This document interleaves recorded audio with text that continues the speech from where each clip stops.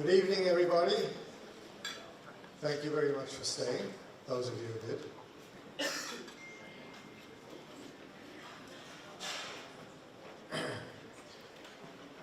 3 years ago, my wife and I had to be in Boston for our son's graduation ceremony. The ceremony was going to be over no earlier than 3 p.m. Erev Shabbos, which also happened to be an Erev Shavuos. We were concerned about getting back to New York in time from Boston, so we explored where on the road we could spend Shabbos and Shavuos, and we discovered that the Jewish Heritage Center was running a program. We had some friends that we knew that were going there. In fact, Yaakov Feinstein is here tonight.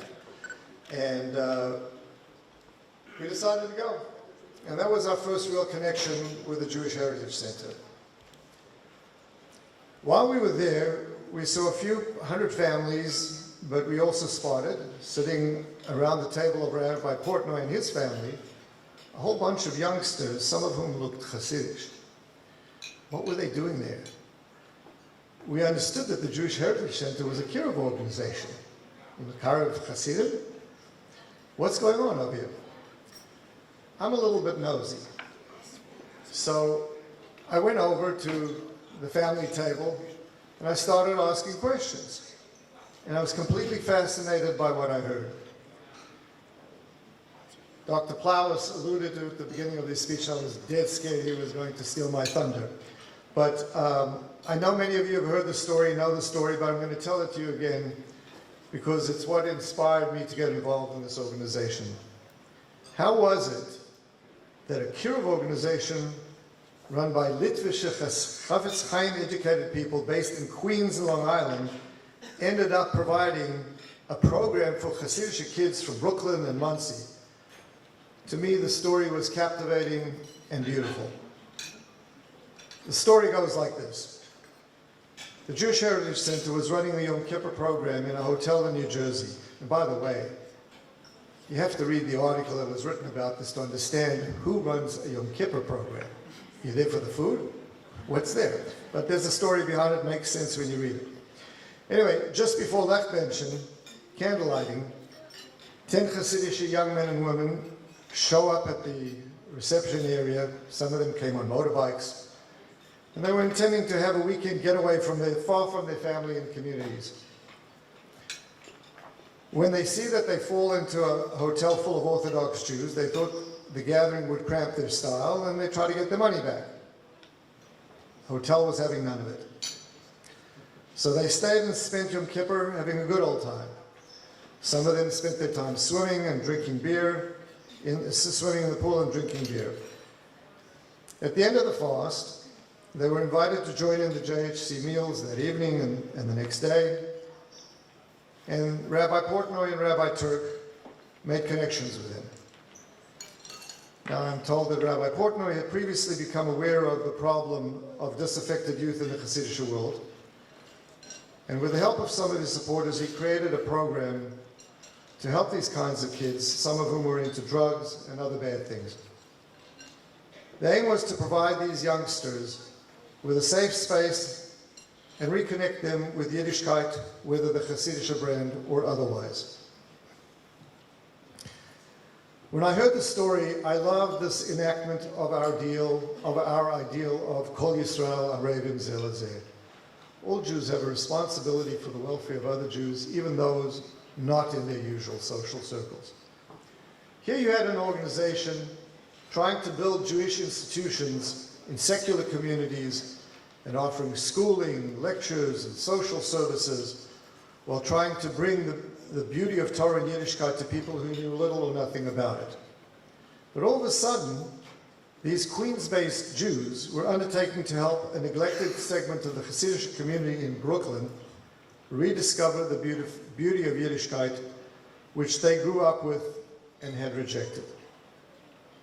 The Jewish Heritage Center, by taking on this project, was expressing its love for all Jews, not just the Jews in their corner of the world.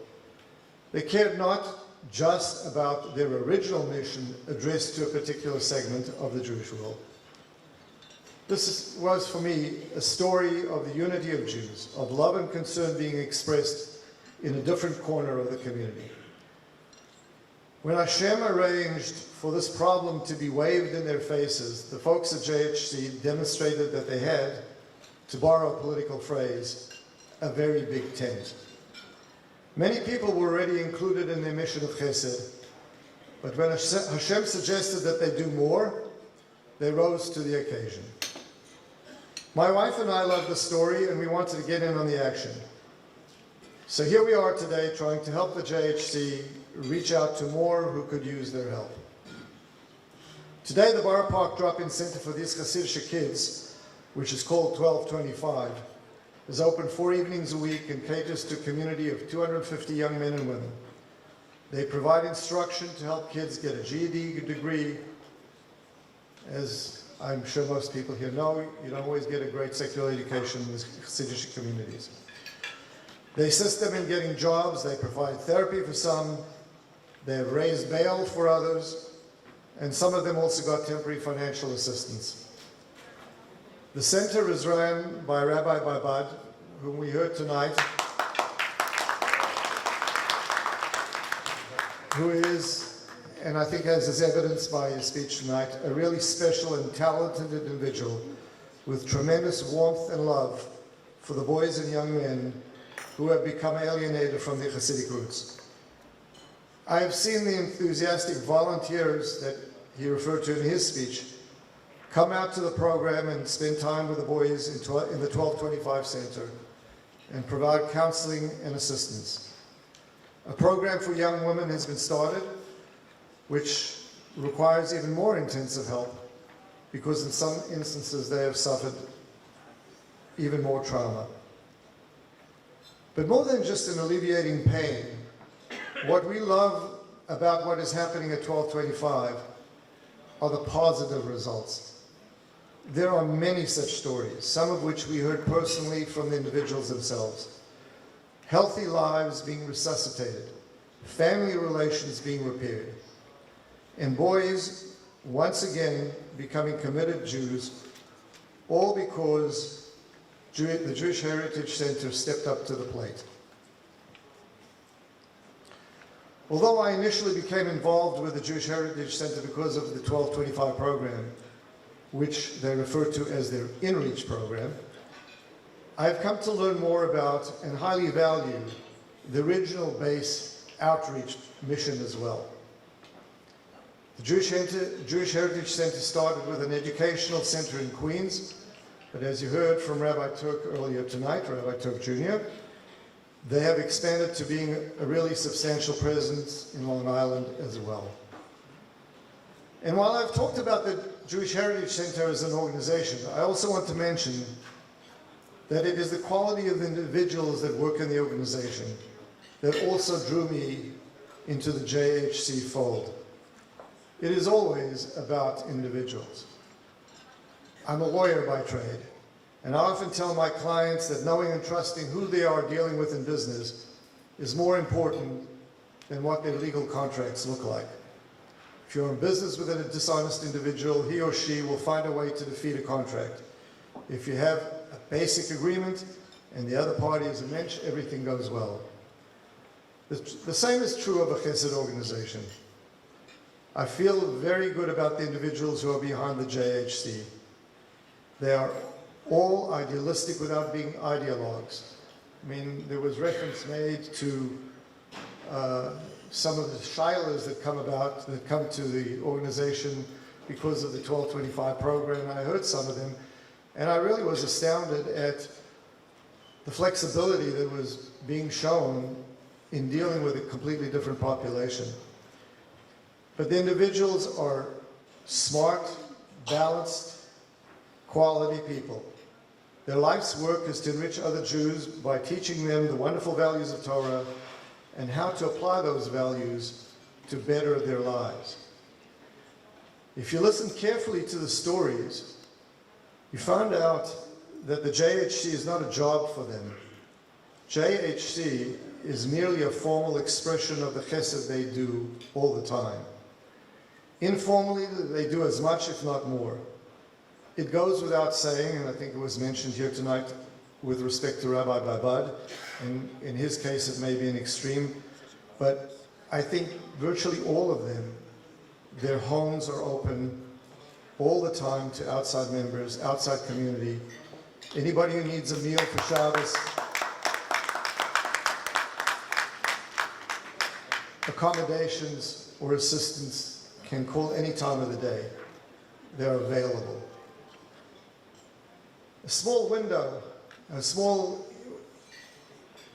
look into the chesed I got personally just not long ago. A few months ago, I mentioned to Rabbi Portnoy Jr. that my niece got engaged to Chafetz Chaim Talmud. When I mentioned his name, Rabbi Portnoy told me that during COVID, when most dating spots were closed, he had made his backyard available to people to date. And this Talmud was one of them. Sure enough, when I checked with my niece, now happily married, she told me she had been in his house for dates. This is just a very small sliver of chesed that goes unnoticed and is typical of the individuals. There are no better people to entrust with your chesed or tzedakah dollars than the people behind the Jewish Heritage Center. One final thing I want to say. I think we are all aware of the changing social attitudes towards Jews throughout the world, and particularly here in America. More than ever, we have to rally around our unaffiliated communities and give them a reason to be proud of being Jews and teach them why they should be proud of their heritage. Supporting the JHC will accomplish that. Thank you.